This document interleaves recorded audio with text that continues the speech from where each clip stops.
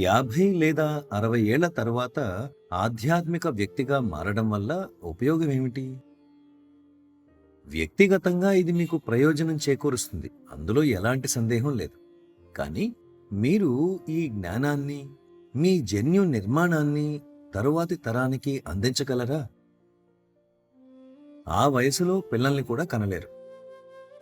కాబట్టి మీరు మీ వ్యవస్థను ఆధ్యాత్మికంగా, మానసికంగా, శారీరకంగా, ముఖ్యంగా జన్యు స్థాయిలో తొందరగా మార్చుకోవాలి. And if you want to bring about a spiritual change at a genetic level, it has to be very intense. మీరు జన్యు స్థాయిలో ఆధ్యాత్మిక మార్పును తీసుకురావాలి అనుకుంటే శారీరకంగా, జీవ సంబంధితంగా అది చాలా ప్రబలంగా ఉండాలి. మీరు ఆ ఆధ్యాత్మిక జన్యు కోడ్ను తరువాతి తరానికి అందించాలంటే ప్రతి కణం ఆధ్యాత్మిక స్థాయిలో రూపాంతరం చెందాలి. లేకపోతే మానవ క్షీణత ఇదే విధంగా కొనసాగుతుంది. మెరుగుపడటం అంటూ ఉండదు. ఇది వికసించిన చైతన్యపు సమర్థతలను అభివృద్ధి చేసుకునేలా మనకు సహాయపడేందుకు చైతన్య స్థాయిలో ఎటువంటి అప్గ్రేడ్ ఉండదు. చాలామంది విద్యార్థులు నన్ను అడుగుతూ ఉంటారు, జీవితపు ఉద్దేశం ఏమిటి అని, మనం ఇక్కడ ఎందుకు ఉన్నాం?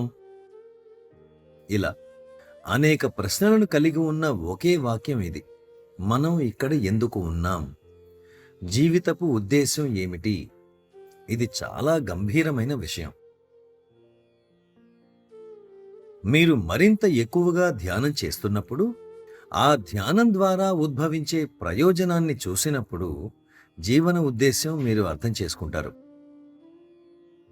Swami Vivekananda, I'm sure. Swami Vivekananda ఇక్కడ ఉన్న అందరికీ ఖచ్చితంగా తెలుసు అనుకుంటున్నాను. He said the only purpose of life is. జీవితపు ఏకైక ఉద్దేశం ఏమిటంటే, ఆయన ఈ విధంగా చెప్పారు: మీ అందుబాటులో ఉన్న చైతన్యం పల్చని నీటి పొర లాంటిది. And imagine that this thin film of available consciousness is sandwiched between two giant oceans. ఈ చైతన్యపు పలచని పొర అధిచైతన్యం, ఉపచైతన్యం అనే రెండు మహాసముద్రాల మధ్య ఉన్నట్లు ఊహించుకోండి. కాబట్టి మనం చాలా ఇబ్బందికర పరిస్థితిలో ఉన్నాం. మనకు అందుబాటులో ఉన్న చైతన్యం చాలా పలుచగా ఉంది. దాన్ని బ్రాడ్బ్యాండ్ గా చేయమన్నారు. చైతన్యాన్ని విస్తరించండి అని ఆయన అన్నారు. From what it is today, like a thin film of water, ఈ రోజు పలుచని నీటి పొర వలె ఉన్నదాని నుండి పైకి ఎదగనివ్వండి.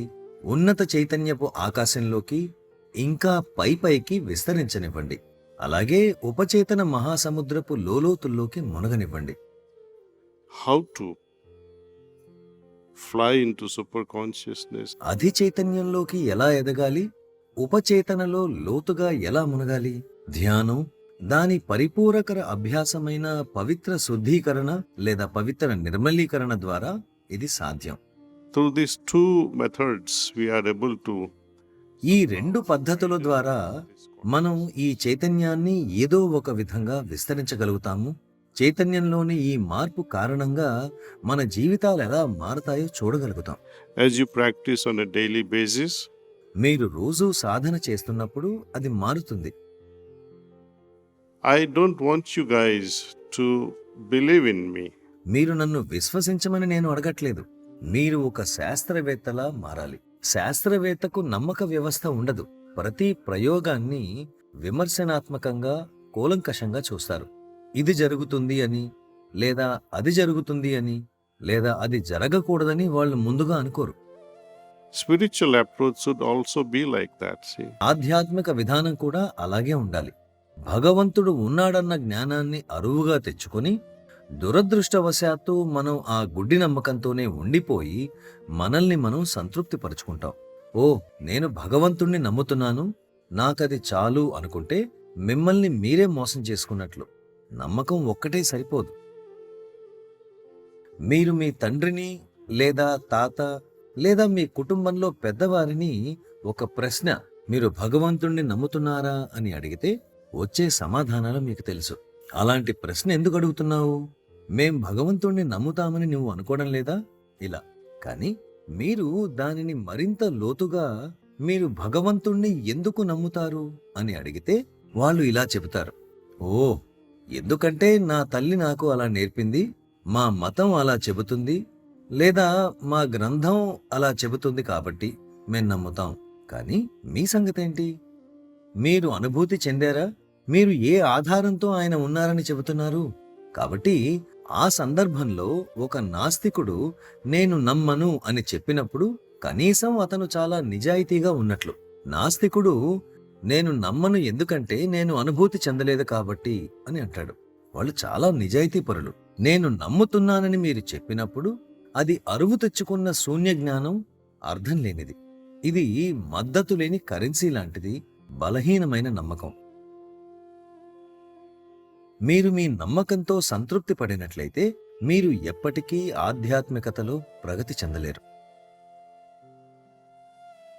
But moment an opportunity arises and you say, oh, now I experience divinity. కానీ ఒక క్షణం, ఒక అవకాశం తలెత్తి, ఓ, ఇప్పుడు నేను నాలో దివ్యత్వాన్ని అనుభవిస్తున్నాను అన్నప్పుడు ఆ నమ్మకం బలపడుతుంది. ఇప్పుడు దానికి మీ వ్యక్తిగత అనుభవపు మద్దతు ఉంది. అదే ఆధ్యాత్మికత చేసే వాగ్దానం. But then I would ask you further, if you experience it once, is it enough? కానీ మీరు దాన్ని ఒకసారి అనుభవిస్తే సరిపోతుందా? లేదా ఒక సంవత్సరం, లేదా మీ జీవితంలో కొంత భాగం? సరిపోదు. ఎందుకు? కారణం నేను చెప్తాను. మీరు మీ స్నేహితుని రిసార్ట్ని సందర్శించడానికి వెళ్లారనుకుందాం. And you spend 3 months there on a private island of your friends. మీరు మీ స్నేహితుని స్వంత దీవిలో 3 నెలలు గడుపుతారు. అక్కడ అన్ని విలాసాలు ఉన్నాయి. You experience a rich hospitality. మీరు ఘనమైన ఆతిథ్యాన్ని అనుభవిస్తారు. కానీ మీ హృదయపు లోలోతుల్లో మీరు ఏమనుకుంటారు? నేను కూడా ధనవంతుణ్ణి అయితే బావుండని అనుకుంటారు. కాబట్టి అనుభవిస్తే సరిపోదు. ధనవంతులు అవడం చాలా ముఖ్యం. దివ్యత్వపు అనుభవాలు గొప్పవే. కేవలం నమ్మడం కంటే అది మంచిదే. కానీ అలా తయారవ్వడం, దివ్యతగా మారడం ఇంకా గొప్పది. So, through these spiritual practices, we keep evolving from belief. కాబట్టి ఈ ఆధ్యాత్మిక పద్ధతుల ద్వారా మనం నమ్మకం నుండి అనుభవానికి, అనుభవం నుండి అలా అవడానికి వికాసం చెందుతాము. ఈ అవడం చాలు, నేను దీన్ని అధిగమించి అస్తిత్వ స్థితిలో ఉండిపోవాలి అనుకునే దశ కూడా వస్తుంది. మీరు అనుభవాలతో గారడీలు చేస్తూ అలాగే ఉండిపోరు. అలాంటి ఇబ్బందికర వ్యాయామాలు లేవు.